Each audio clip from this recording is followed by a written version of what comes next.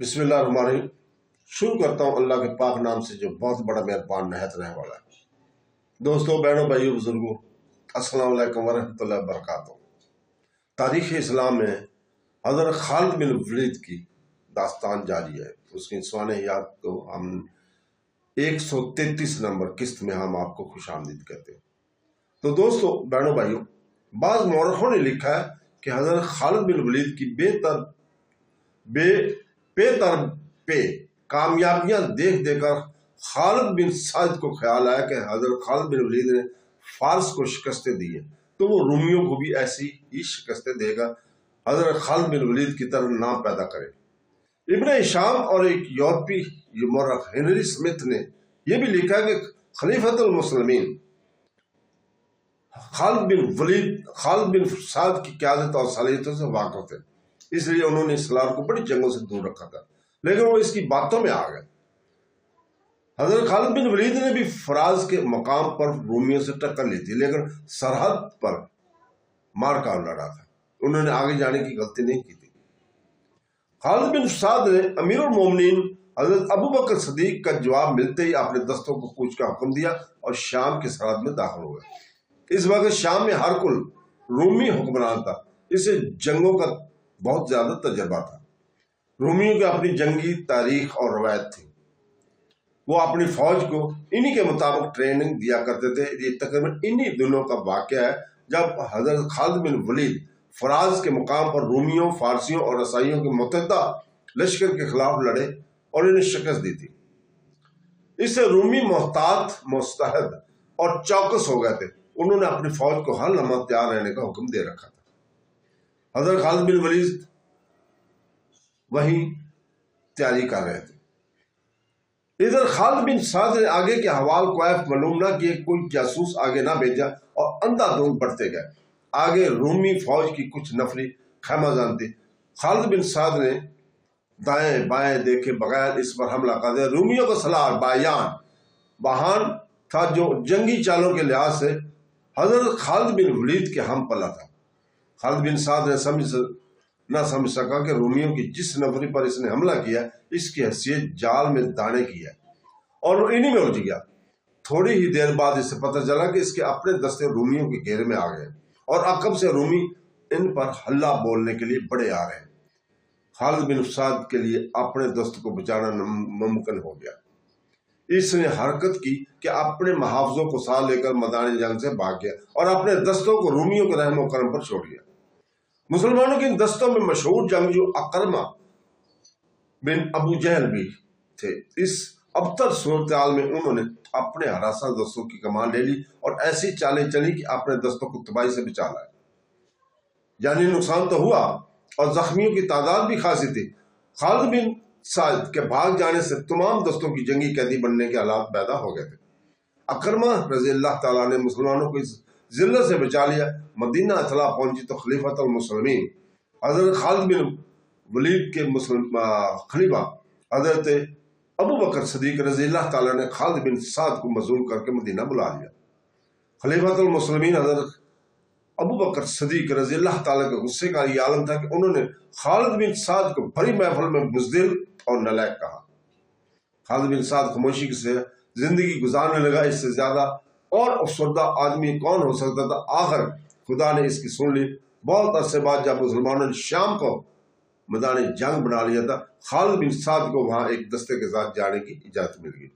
اس نے اپنے نام سے شکست کا داغ یوں دھویا کہ بے جگری سے لڑتا ہوا شہید ہو گیا تھا۔ امیر المومنین حضرت ابو بکر صدیق رضی اللہ تعالیٰ نے اپنی مجلس سے مشاورت کے سامنے یہ مسئلہ پیش کیا۔ اس مجلس میں جو اکابرین شامل تھے، ان میں حضرت عمر رضی اللہ تعالیٰ عنہ، عثمان غنی رضی اللہ تعالیٰ عنہ، حضرت علی کرم اللہ وجہہ تعالیٰ، حضرت طلحہ، حضرت زبیر، حضرت عبد الرحمن بن عوف، سعد بن ابی وقاص، ابو عبیدہ بن جراح، معاذ بن جبل، ابی بن کعب اور زید بن حارث ثابت خاص طور پر قابل ذکر ہے۔ میرے دوستو، خلیفہ ابو بکر صدیق نے کہا، رسول اکرم صلی اللہ علیہ وسلم کا ارادہ تھا کہ شام کی طرف سے رومیوں کے حملہ کا سدباب کیا جائے۔ آپ صلی اللہ علیہ وسلم نے جو تدبیریں سوچی تھی ان پر عمل کرنے کی آپ صلی اللہ علیہ وسلم کو مہلت نہ ملی۔ آپ صلی اللہ علیہ وسلم انتقال فرما گئے۔ اب تم نے سن لیا ہے کہ ہر کل جنگی تیاری مکمل کر چکا ہے، ہمارا ایک سالار شکست کھا کر واپس بھی آ گیا ہے۔ اگر ہم نے رومیوں کے خلاف کوئی کارروائی نہ کی تو ایک تو اپنے لشکر کے حوصلے کمزور ہوں گے اور وہ رومیوں کے اپنے سے زیادہ بہادر سمجھنے لگیں گے۔ دوسرا نقصان یہ ہوگا کہ رومی آگے بڑھائیں گے اور ہمارے لیے خطرہ بھی بن جائیں گے۔ اس صورتحال میں تم مجھے کیا مشورہ دو گے؟ یہ بھی یاد رکھنا کہ ہمیں مزید فوج کی ضرورت ہے۔ امیر المومنین حضرت عمر رضی اللہ تعالیٰ نے کہا، آپ کے عزم کو کون رد کر سکتا ہے؟ میں محسوس کر رہا ہوں کہ شام پر حملے کا اشارہ اللہ تعالیٰ کی طرف سے ملا ہے۔ لشکر کے لیے مزید نفری بھرتی کریں اور جو کام رسول پاک صلی اللہ علیہ وسلم کرنا چاہتے تھے اسے ہم پورا کریں گے۔ امیر المومنین عبد الرحمن بن عوف نے کہا، اللہ کی سلامتی ہے تم پر، غور کر لے، رومی ہم سے طاقتور ہیں۔ خالد بن سعد کا انجام دیکھ ہم رسول پاک صلی اللہ علیہ وسلم کے ارادوں کو ضرور پورا کریں گے، لیکن ہم اس قابل نہیں کہ رومیوں پر بڑے پیمانے کا حملہ کر سکیں۔ کیا یہ بہتر نہیں ہوگا کہ ہمارے دستہ رومیوں کی سرحدی چوکیوں پر حملے کرتے رہیں اور ہر حملے کے بعد دور پیچھے آ جائیں؟ اس طرح رومیوں کا آہستہ آہستہ نقصان ہوتا رہے گا اور اپنے مجاہدین کے حوصلے کھلتے جائیں گے۔